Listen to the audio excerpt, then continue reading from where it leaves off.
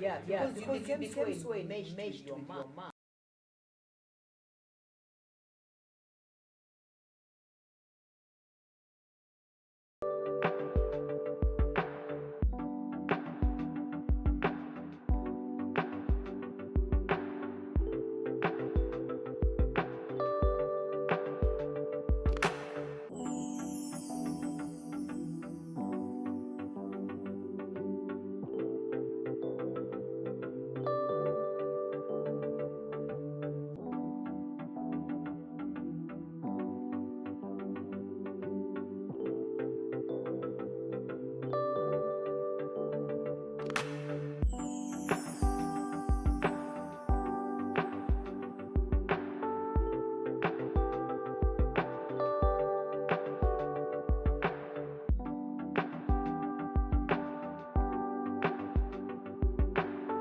So welcome back again to the Okwako Outlook.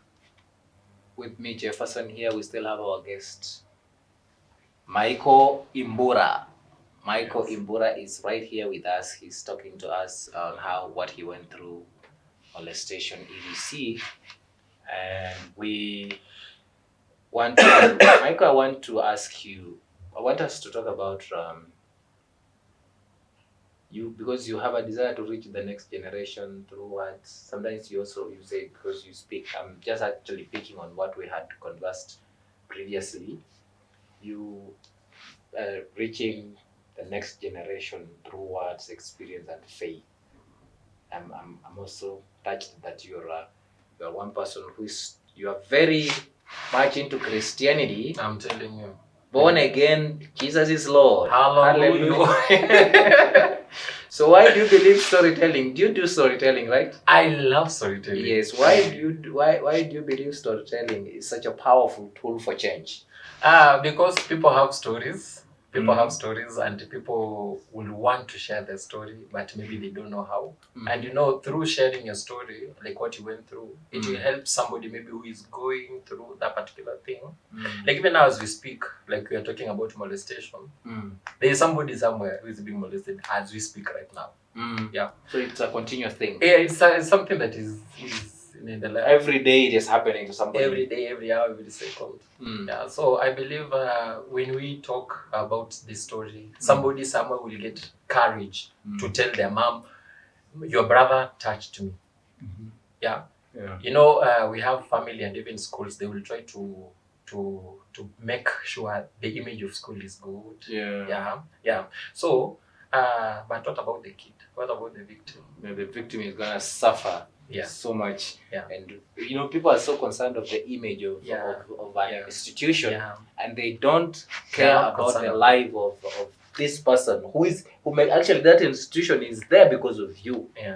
So if you are going through that kind of a situation and the school is only mindful of the image and not mindful of you, I think that is why they get it. And then now, when you find these kids, the same kids are taking drugs, being violent, being rude and ABCD, unaanza kusema ati amerogwa ama unasema mtoto hajaletwa vizuri, hajalelewa vizuri. We need to go back to the drawing board. Both the parents and the student. I feel like I need such stories. They need to be shared even in schools, so that if there is a kid there who is still struggling because of that trauma, they can get assistance at a very early age, mapema, before things become worse. And you see, nimekuwa kwa street. I have experienced it in the street. Now on the other side, I've not experienced it in the family that I was molested by a family member, no. But other people they have experienced. But let me sorry for cutting you short. Your family background doesn't seem like there was something. Was there a specific reason why you had to leave home? I have two families. There's this step family and biological one. So at the time you were leaving family, which family were you with? The step family. The step family. So was there a specific reason why you had to leave the family? Wakati sasa nikienda kwa street, I have this when I was told that he's not your dad. So I have this urge of looking for my dad because I feel like my dad is in a better position. Maybe he's eating well. They are just having a good life. I feel like find him finally. Yes. And I never got a chance to speak to him. I never got a chance because I was told that he was killed by his own brother, stabbed to death 3 times. That is when I was burying my mom. This is like an hour before we bury my mom. That is when I'm receiving a call from one of the brothers to my mom. Mwenye hata simjui. And I'm like, oh, hello, mimi ni ndugu ya mama yako. But different mothers. And it's like, I was not even concerned about the other things. I was just like, where's my dad? Because now you know my mom is dead. She's dead. I mean, my step family. I don't know what next. Because I was here because of her. Now she's not there. Yeah. So they might not even accept. That is what was you know. He just told me, sorry, I know this is not the right time to tell you, but your father died. That is 2 years. He died when I was 2 years of age. But I came to know it when I was 23 years of age. That is when I came to know that actually that man that you wanted to look for him in the street died. Yeah. Did you trace and didn't die, he was killed, not even died. Did you trace the family? Yes. After my mom tumemzika and ABCD, with the contact that I was having, I went and I saw the family. I even saw where my dad was laid to rest. They even told me, kuna hii shamba eka moja na nusu ilikuwa ya baba yako, and ABCD, let us not talk there because I don't have any contact with them as we speak now. We don't talk. But you know the place. But I know the place. I know the place. Okay. Yeah. All right. So storytelling is a powerful change, something that you've really used to help you. So what are some of the really live testimonies from your motivational sessions? My motivational sessions, I would say that I always have this tendency maybe have an opportunity to go where people wamekaa chini and the really life testimony from just the really life testimony of the motivational sessions you've had before. Like, do you have any testimony from what you have heard, the people you've talked to? They have come back to you, they have brought you this, you talked to us, this has happened. I've met several. God has been gracious enough to the point whereby, I used to take people for checkup, and ABCD. And you'll find somebody coming to me and telling me that, I've turned to be positive. That is a big thing. Somebody to trust you with such a thing, it's a big thing. And I will die with such information. I will die for it, I will die with it. So you find that people will come and tell me, Aki Michael, thank you. You helped me a lot. You don't know how, but one day I will tell you. Nganiambia nilikuwa tu kidogo hivi nijiue. Kama ingekuwa wewe, sijui. This year, there was a kid. I love media. I love social media. Social media. Kabisa. And this is where I've been chatting and talking with people. So if you're asking me for maybe an audience, then I will tell you, I don't have Facebook at marafiki because I've been deleting my Facebook now and then, kabisa. But last year I met a kid from Nakuru, and he was telling me, wakati kama is having, vilikuwa nauliza, what do you do with your things? I told him natumia bangi. Yeye anajikata, alikuwa anasema anajikata, anachukua hata kama ni wembe ama kisu, anajikata, then he becomes kama ako sawa. So after talking to him, he used to call. After cutting himself, he feels okay. Yeah, he feels now okay. Yeah, so I made it. So after talking with him for some time, ilifika point sasa mpaka alikuwa ananipigia sasa. Anipigie tu, tunaongea. And I will go, even living in a very homophobic apartment. Will I call it apartment? Just a building. Yeah. I will go, nitaenda tu pale nyuma and I will speak to him as if I'm in a very safe place. How old is this kid? I think he was around 24. So he's sharing with you the story of how he's telling me the story of since he was a child. Now this is about him being gay and ABCD and the was church. he also molested? Yeah. In church? No, I don't think if he was molested. It's only that now it's also for him his story is very different with mine. Now for him, like you see now, being accepted, just being accepted for who you are. Really at that particular time, because we don't know about tomorrow. I love the last one they were talking here when you just sponsor help your kid come ataka football for that 1 year and ABCD. Yeah, I felt the same. So him, a religion, he's a Christian, but there is this condemnation, there is this he's being condemned. Yeah. So there's this once he wants to kill himself, the family, they have isolated him, like they're pushing him aside, friends and ABCD. Wanataka kuniambia mtu kama huyu mbona sijui? So after talking to him for quite some time, there's a time we tulika kidogo, nikamteka kamuliza, hey, is everything okay? Akaniambia, where Miss Crazy, I'm breathing. If I didn't meet you, kama singekutana na wewe, I don't know. So I don't know what I told him. Ilifanya mpaka sasa akakuwa maybe na nini. That actually answers our next question. So that means you connect with the lost and those who feel bitter through talking to them and encouraging them. Yeah. That's and sharing my story. I share your story with them, and then they resonate. They're like, okay, I'm also going. And I also pick the Bible, some parts. Or some scriptures. So you are a pastor in making. But this pastor doesn't know scriptures saying, oh, it is the book of this and that. But the word. Like the one I quote. Yeah, the one. I can quote you some words. So have you ever what are the dangers of silence when it comes to trauma and inner wounds? The inner wounds. The dangers of the silence when it comes to trauma and inner wounds.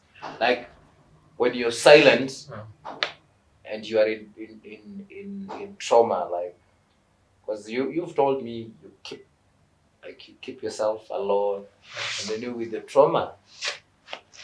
I mean, what is the danger of you being alone in trauma? Okay, before that, I've just remembered the question you asked to me. How do I deal with my whatever emotions and everything? Yes. I'm telling you, my nephew and my niece. They call you? No, we stay with them. I stay with them. Ah, okay. Yeah, so when I come and I'm shouting, I'm screaming, it's helping me. Actually, interacting with these kids. People. Yeah. Like today, how do you feel being on the stage today? Is it like opening up and helping you to realize that you matter or something? It's making me feel like, yes, you matter. And this is just, it is like a starting point for something that is great. Like kwanza I feel more ease. Like I'm feeling kama there is another burden of mine yenye sijui ni gani, like kametoka kidogo. Yeah, I feel like when I talk, the more I talk, the more I also heal. Yeah. Do you help young people? Like, how do you help young people understand their identity and purpose? I know you deal with them. So do you at some point help them understand their identity and purpose? Or since you also help trying to find the identity, how do you help them, by the way, do that? If possible. Oh, for me, okay, since hiyo swali nimeelewa juu sijui. Okay, we can let that go. No, it's okay. It's only that I don't know. I don't know if I don't know if you kama naweza kuwa nimesaidia mtu ku identify, but I've met people who are telling me, do you know, if it were not for you, I would still be traumatized. Bado ningekuwa tu kwa giza huko. Sai, look at me. Like I've seen people say, hey, they are somewhere. Like they are out. Like not like they are out. I'm gay. I don't know. But that fear that you are clouding with, it was like nikame na wafunga DBCD. It's no longer there. They're like, it is as if I know they are finding their purpose.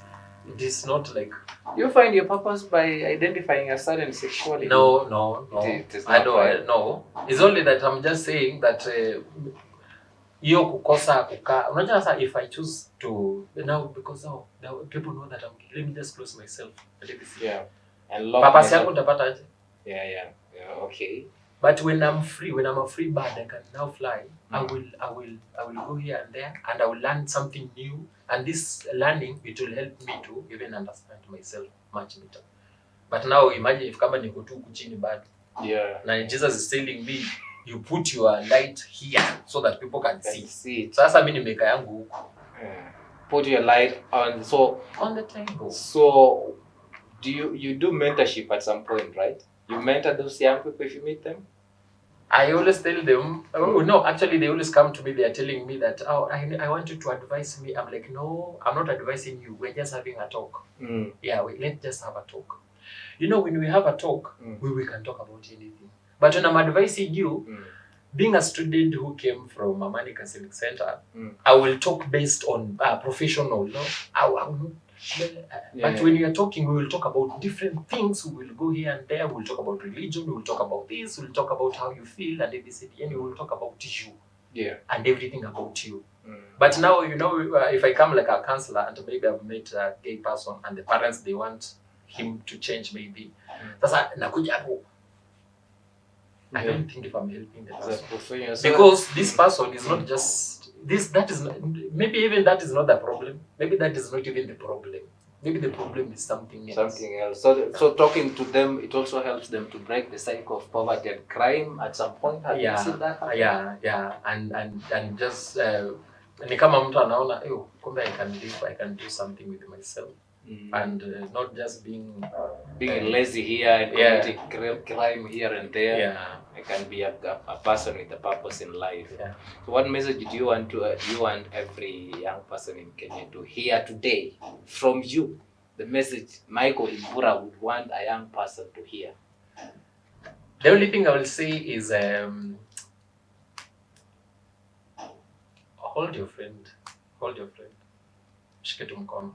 You don't have a friend, do you? You don't have a friend, so which friend would you hold? No, you have said me to tell them. Okay, so you should also have a friend. Okay? I'm just telling them, just hold his or her hand. You should hold a friend's hand. Yeah. At least encourage him and make him feel like. Yeah. Does school, churches, community group partners with you in this mission of hope? Is it outreach? What is called? Well of Street outreach. Does maybe churches, community groups, partners with you to?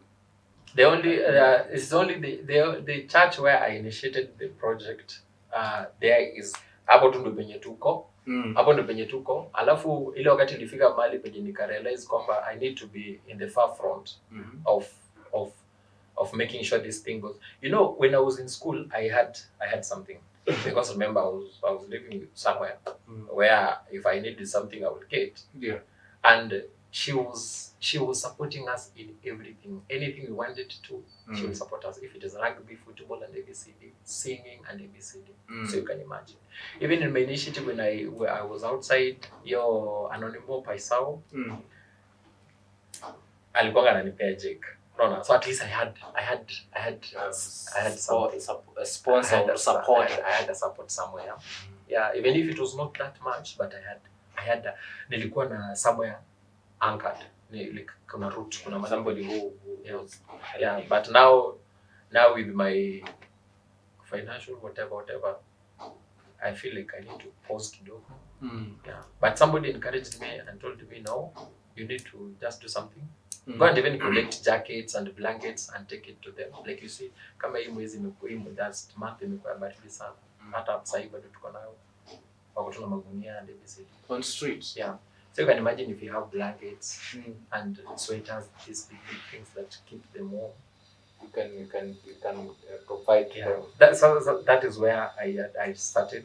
I just posted it. Asking for if there's anybody who can chip in blankets and something to keep them warm. Okay, so I want us to talk about the faith, the long-term vision you have for your initiative, challenges that you anticipate ahead, and what legacy are you looking forward to leave in that. So does your faith in God guide your daily work and decisions you make? Because you're been talking about God. That's like faith in God, apart from this one of locking yourself. Yeah. Does it even guide the decisions you make? The faith in God. My faith in God actually, okay, I believe in God. I believe in God. But God doesn't guide you in decisions that you make. What? It's only that, no, I will just say, I will say, I just need to build trust with people again, Kwanzaa. Because how can God work with me? And he says, I cannot say that I love God and yet my neighbor here simpendi. I'll be lying. How can I say I So you want first to reconnect with people? I want to reconnect first with people. Then I will start loving God. Yeah. Okay.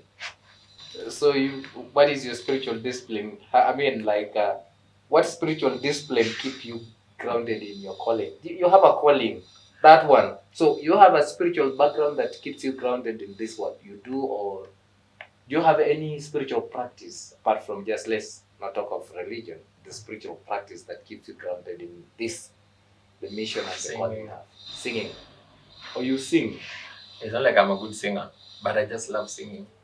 If I want to talk to God, if I want to talk to Him, I feel like when I pray, that prayer will take very long for God to answer. But when I sing, I feel like there is power in worship. So when I worship, when I sing to God, become another clarity. Manza ko feel like I need to do something, and I listen.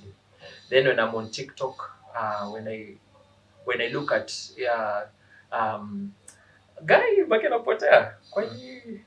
Is it a celebrity on TikTok? No, not a celebrity. But it is kind. It's something kind, showing kindness. Oh, showing kindness. Act of kindness. Thank you. That is the word. Okay. So when I look at the act of kindness, sasa ile kindness yenye sikupata, I feel like somebody needs it. And again, for me, the thing that made me to go to the street, I know there's somebody somewhere who is also going through the same shit, but maybe at a different level. So imagine if this person gets a guru, somebody to guide him, to tell him I was there. Somebody will tell him, don't do this, don't do that. Imagine if I come and tell you, usifanye hii, fanya hii. Now will be like, why? But now imagine if you get a person who was in the street telling you, don't do this, don't do that. Yeah, he's talking out of experience. Yes, he's talking out of experience. So if I tell you my story, I'm telling you a story based on what I have gone through. You see? And if I will guzia lives of other people, come and naongelea story ya mtu mwingine, I will not mention their name, but I prefer using my story. Yeah, in which the same stories that I used to share with the people, ilirudi tena ikaanza kunigonga mpaka nikajipata madhara mengi. Sasa unapata kuna venye na kwanga vigumu sana watu kushare the story because they feel like if I share my story, people will start wataanza kunipin to the wall. Yeah. Do you have a long-term vision for your initiative, Well of Hope? I just have that vision where we have no street family in the street. We just want to see the streets with no street children, street men, women. I want ningependa sana, even if I will not live to see that Kenya, but I will be happy to see an African country. Not an African country, but I'll prefer to see Africa, where we don't have people on the street. People on the street.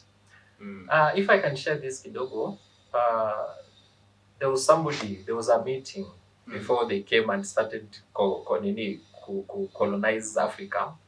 There's somebody who was there in their meeting and he said, I have not seen a country like Africa where there is no a beggar or a thief. So that is the country. That's the country you're looking forward for. That's the country I'm looking for. Okay. So how do you plan to scale or reciprocate? Let me say replicate this model in the community. Like, I know what you're doing is a very good thing, but how do you plan to scale it or to replicate this? To replicate it. Yeah. I will pray to have a big land. A big land where we can do farming. We can produce food and ABCD. And in the same land here, we are generating money to take kids to the school. We don't want, singependa sana could depend on the outer world. That we are expecting some donation from Donald Trump. Like change mind. niko tuko na shamba, yani something yenye I don't know the exact word. Ile we are generating everything within ourselves. Like food, everything is found there. Yeah, it's found there. Sile kitu yenye ndapata mtu kwa street anataka usaidizi. Ndatembea naye kidogo, nafika hapa katikati. Anarudi tena huko hapana.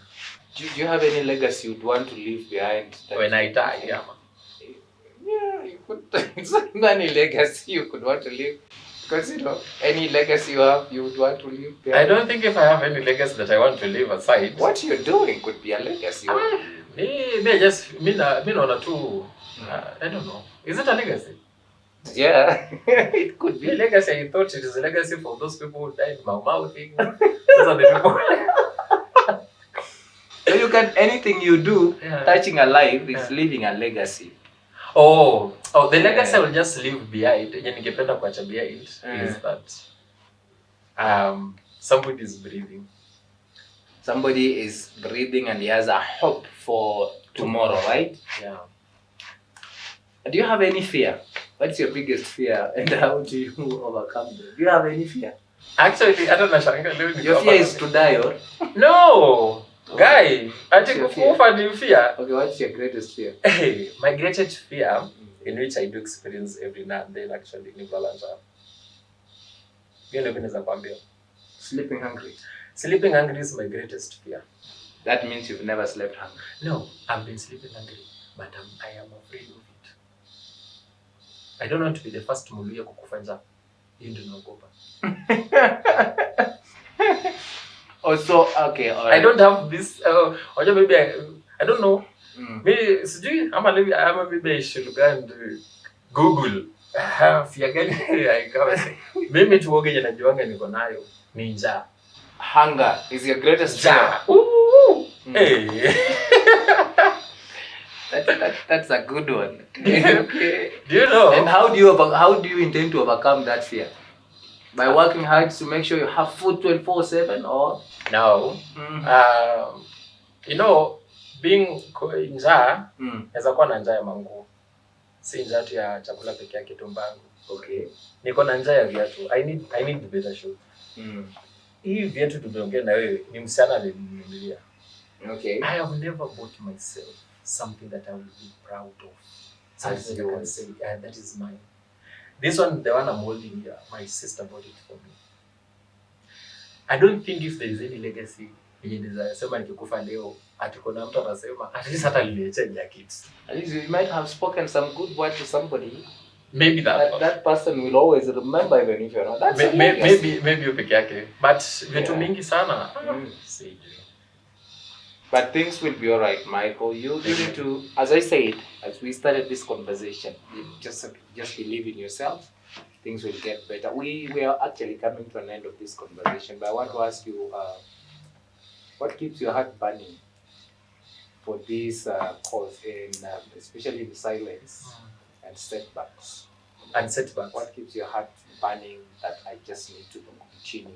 I want to give people help in this, what I'm doing. I don't have a better shoes, as you said, you don't have, you need another one. But you still keep on, your heart still keep on burning. And I feel, I am always happy when I see somebody is happy. So when you are dressed up, I am okay. When I see with nice shoes, I am happy. You feel good. I feel so good. So my happiness is to see somebody happy. That's when I'm happy. So I will try to do something to make sure that person is happy. Now, this has reminded me on my past experience, whereby I was in that cagoon of making sure people are happy. Like me kama na please watu. I didn't know I was pleasing. People pleaser. Pleasing. Kumbe I was pleasing people na mimi ndio naumia. Mtu amfanya makosa but mimi ndio nenda hapo akiuye pole. Like I'm apologizing for something that I'm not supposed to be. I have been apologizing. I have been living in a life of apologizing to something that I have not done. Sorry for that. So before we finish, if you could speak to your younger self, what would you say to yourself? The younger you, the younger self of you, what would you really say to yourself?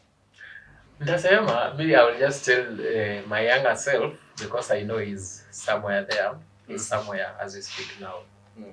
I just say, don't lose hope. Perfect. And that's the best thing you can say to your younger self. Mm-hmm. That is beautiful. So we're actually coming to the end of this. You have social platform. Would you want maybe like if somebody would watch this and would want maybe to get more information about the Well of Hope? Is it Well of Hope? Yeah, Well of Hope. Well of Hope initiative that you want to begin. Yeah. Probably others could be having the same idea, but they don't know the person they want. They can maybe reach out to talk to. You can leave your social platforms if you have if you are on Facebook, Instagram, whatever. You can give people to how they can reach you. If you have a hotline, it's okay.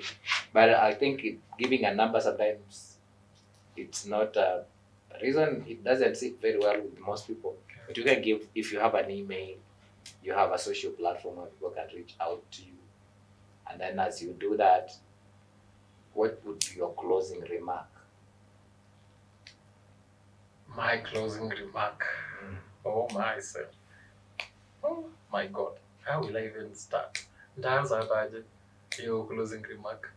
But before that, anything you want to say as you finish? Like what would you want people to, like your last word? Anything you want to say to people? You're not. I'll just tell the person. You're not the trauma. You're not your stress. You're not your past, and you're not what people say.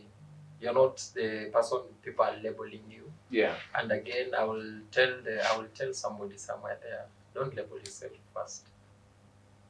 Fanya uchunguzi kwanza. Do more research. Before you label yourself, because I feel like people are labeling themselves, then they come and regret later. Yeah. You label yourself, you say, oh, I'm this way, I'm that way. Alafu kidogo hivi umechanganyikiwa, unashindwa uko wapi, umechanganyikiwa ABCD. So before you say I'm this, I'm that and ABCD, have a background check of everything. Jiite kwa meeting kwanza, jiangalie kwanza before you label yourself. But don't become what we tell you. Just become you. Because you are unique, everybody is unique in its own way. Yeah, your call is different from mine. And we might be having the same call, but it's very different. Yeah. Excellent. So your social platforms? My social platform, I prefer WhatsApp actually. Oh, your WhatsApp number? Yeah, I'll prefer WhatsApp. There is where mtu anaweza nipata most of the time. Hapa ndio mtu tunaweza ongea free. Okay. Yeah, I was on TikTok. I used to be called Shandiko the Black Widow. I used to be that one. But okay. Yeah, so you prefer giving your WhatsApp? Afadhali WhatsApp hapo. Okay, what's your WhatsApp number? 07 46 73 73. Excellent. So thank you so much for creating time to come to our show. We really thank you for being part of the Okwako Outlook, and we wish you all the best in everything you do. Thank you. May you always be positive and find hope and purpose in your life. Thank you. Up until then, thank you so much, Pride In, for the space, and we thank you, our viewers. Please remember to subscribe, like, and share. Until next episode, I am Geoffrey Jefferson. Bye bye. Yeah, because you became this way, made your mind.